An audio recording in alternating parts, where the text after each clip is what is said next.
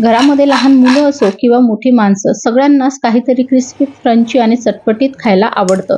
आज आपण बनवूया चटपटीत आणि क्रंची असा पास्ता. हा पास्ता बनवण्यासाठी एका भांड्यामध्ये गरम पाणी करायला ठेवायचं. पाणी गरम झालं की त्यामध्ये 1 वाटी पास्ता, थोडं मीठ आणि तेल टाकून 2 ते 3 मिनिटं मीडियम फ्लेमवर शिजून घ्यायचा. शिजलं, बॉईल झाला छान पास्ता की काढून घ्यायचा एका बाउलमध्ये. लगेचच त्यामध्ये 2 ते 3 टेबलस्पून एवढा मैदा, 2 ते 3 टेबलस्पून एवढं कॉर्नफ्लोअर घालायचं.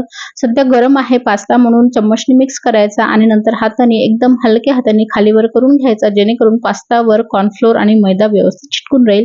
2 ते 3 मिनिटांसाठी असंच सोडून द्यायचं. तोपर्यंत मसाला तयार करूया. काळं मीठ, चाट मसाला, काश्मीरी मिरची पावडर, थोडीशी हळद आणि माझ्याकडे इथे पुदिन्याचं पावडर होतं ते घातलंय. तुम्ही स्किपही करू शकता किंवा पेरी पेरी पावडर घालू शकता. सगळं मिक्स करून घ्यायचं. चटपटीत मसाला सुद्धा तयार आहे.